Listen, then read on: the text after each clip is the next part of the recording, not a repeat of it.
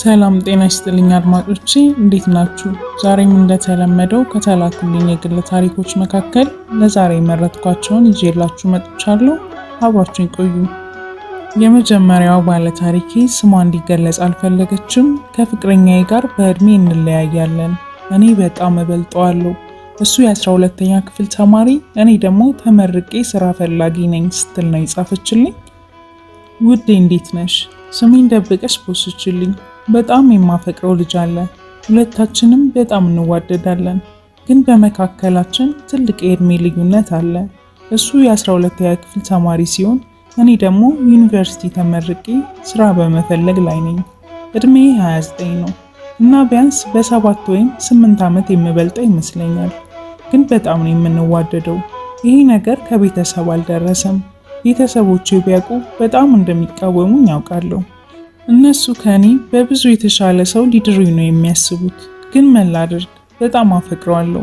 የጨዋ ቤተሰብ ልጅ ነው። ስነ ምግባሩ፣ ለኔ ያለው ንጹህ ፍቅር ልቤን ይገዛኛል። አሁን በጣም ያሳሰበኝ ነገር እድሜያችን ነው። እሱ ወደፊት ዩኒቨርሲቲ ወይም ኮሌጅ ገብቶ እስከሚጨርስ የኔስ እድሜ፣ ቶሎ ማግባት ያለብኝ እድሜ ላይ ነኝ። እሱ ደግሞ ገና የመማር ዓላማ ነው ያለው። እንዳልተው በጣም አፈቅረዋለሁ። እሱም ያለው ሁኔታ ቢያስጨንቀውም ሊርቀኝ ግን አይፈልግም እና ምን ባደርግ ይሻለኛል ጓደኞቼ? በጣም ስለጨነቀኝ ነው። እድሜ ልዩነት አብሮ ያስቀጥለናል ወይስ ማቆም ነው ያለብን? 1 ዓመት ሆነን፣ እንዴት አድርጌ ከሱ መለየት እችላለሁ? በጣም ጨንቆኛል። ምክራችሁን እፈልጋለሁ ጓደኞቼ።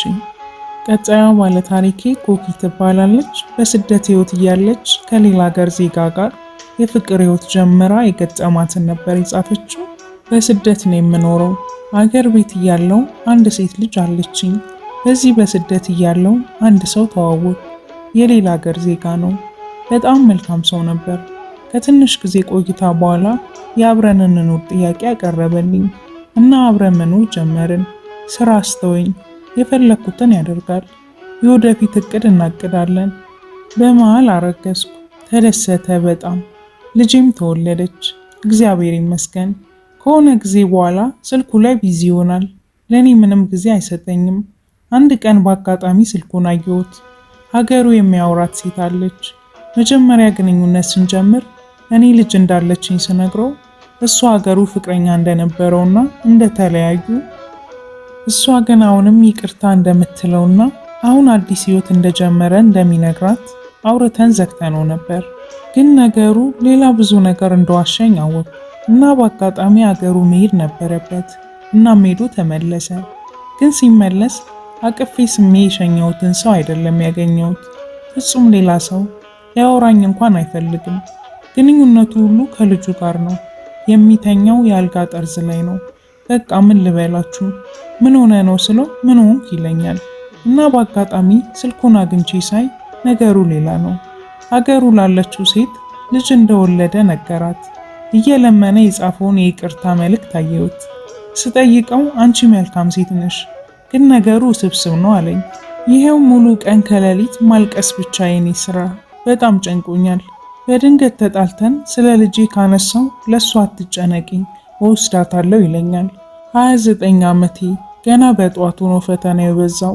ሁላችሁም በየሃይማኖታችሁ ጸልዩልኝ እና እስቲ ምከሩኝ። በቀጣይ ስለ ጓደኛዋ የፍቅር ታሪክ ላከችልኝ ሃይሚ የተባለች ባለ ታሪኬ ናት። ሰሞኑን በጣም የገረመኝ አንድ ነገር አለ። ምን መሰላችሁ? በጣም የምወዳት ጓደኛ አለችኝ። ከ1 ዓመት በፊት ከሆነ ባለ ትዳር ሰውዬ ተዋወቀች። እንዴት እንደጀመሩት ባይገባኝም ግንኙነት ጀመሩ። በቃ ምን ልበላችሁ፣ ብዙ ጊዜ አብረው ያመሻሉ፣ ያድራሉ። እኔም ለሁለቱም እባካችሁ ይሄ ነገር ልክ አይደለም።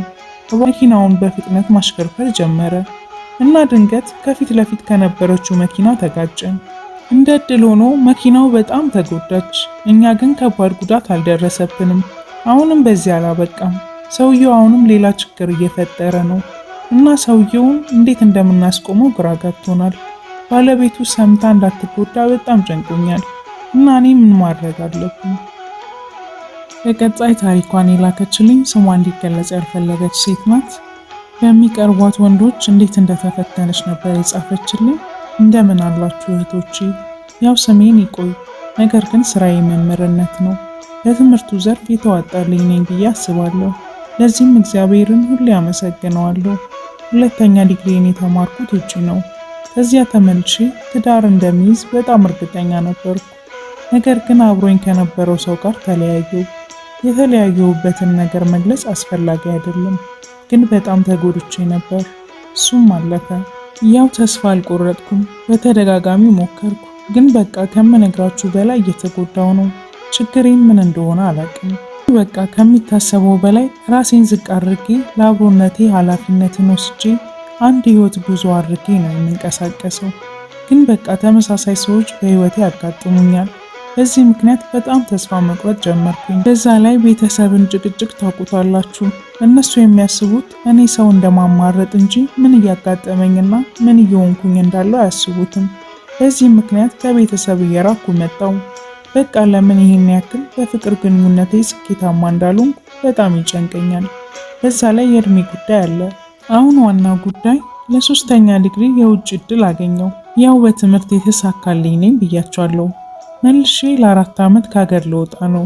ይህንን ነገር ቤተሰብ በተለይ እናቴ አልተቀበለችውም።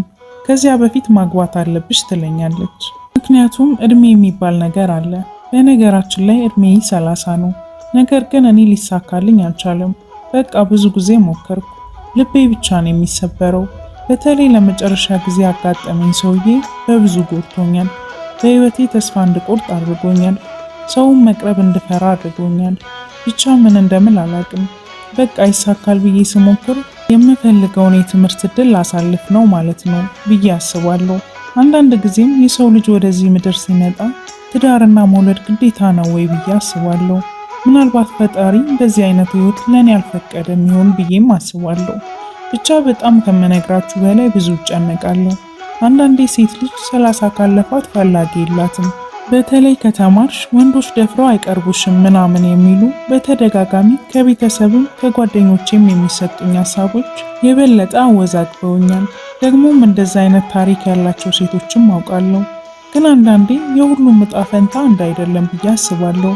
ግን አካባቢ የማየውና የምሰማው ነገር ውሳኔ እንዳልወስን አድርጎኛል። እስኪ ከእናንተ ከምታውቁት ታሪክና ከራሳችሁ ሀሳብ ጥሩ ምክርና ሀሳብ ስጡኝ። በቃ ያገኘሁትን የትምህርት እድል ልቀጥልበት ወይስ ድጋሚ ሌላ ህይወት? ሌላስ ምን ትሉኛላችሁ? ስለሰጣችሁኝ ጊዜ በጣም አመሰግናለሁ።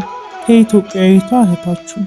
አድማጮቼ ለዛሬ ይዤላችሁ የመጣኋቸው ታሪኮች እነዚህን ይመስሉ ነበር። በታሪኮቹ ዙሪያ ያላችሁን ምክር፣ አስተያየት በኮመንት ሴክሽን ላይ አስቀምጡልኝ። እንዲሁም ታሪካችሁን ማካፈል የምትፈልጉ አድማጮቼ ካላችሁ ትችላላችሁ። አብራችሁኝ ስለቆያችሁ አመሰግናለሁ። መልካም ጊዜ ተመኘውላችሁ።